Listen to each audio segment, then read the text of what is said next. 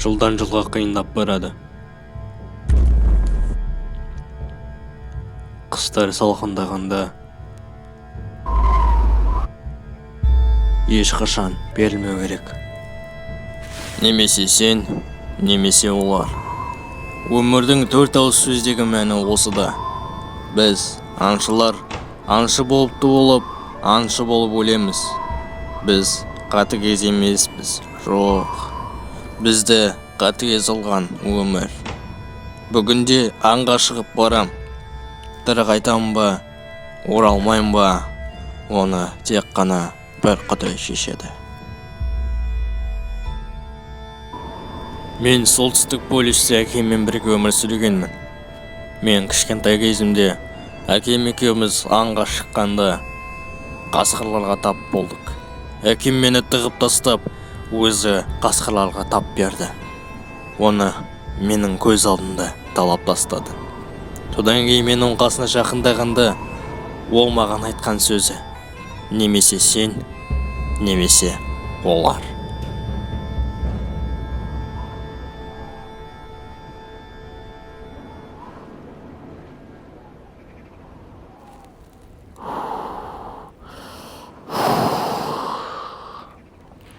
Енді сені жіберіп алмаспын.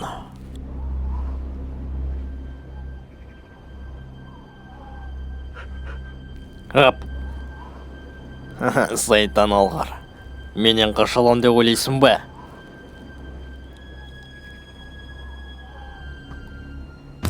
Вот сайтан!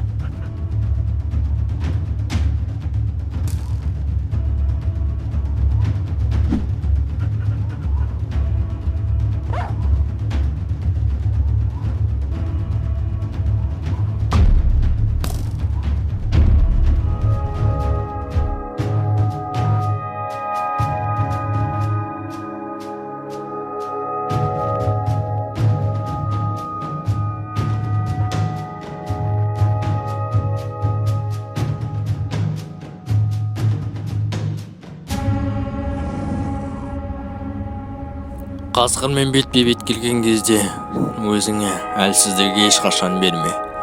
Мен сені өлтіремін. Мен сені... Жоқ, тек қазір емес. Күрес өзіңмен, әлсіздік берме.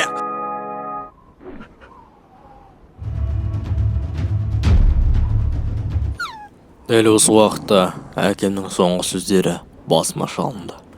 Балам, немесе сен, немесе олар. Таңда.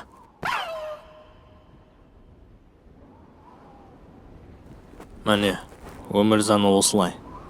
Бір тірі жан өмір сүру үшін, бір тірі жан өлу керек. Әйтпесе болмайды.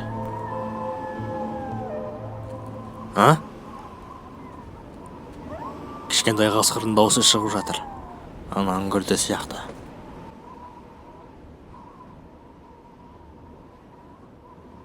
Ай, қатыгез өмір. Дәл осы уақытта менің түсінгенім, мен мұны кішкентай қасқырдың әкесін өлтіріп тастағанмын. Мұның әкесі менің әкемде кезінде тығып кеткен.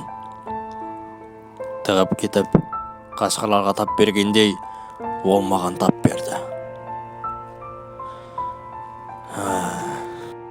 Ал достым, екеуміз жануар мен адам болсақ та, екеуміздің тағдырымыз бір. Мынаны қара. Түстеме. Немесе сен, немесе олар. Аңшының өмірі. Аударып дыбыстаған Марио. Достар, сіздерге видео ұнады деп ойлаймын. Енді көптен бері видео шыққан жоқ, айттыңыздар, өткенде мен қазір ауырып жүрмін. Осында мен ауырып жазып отырмын. Сондықтан достар, 500 лайк жинайық, келесі видео шығады. Көп рахмет достар.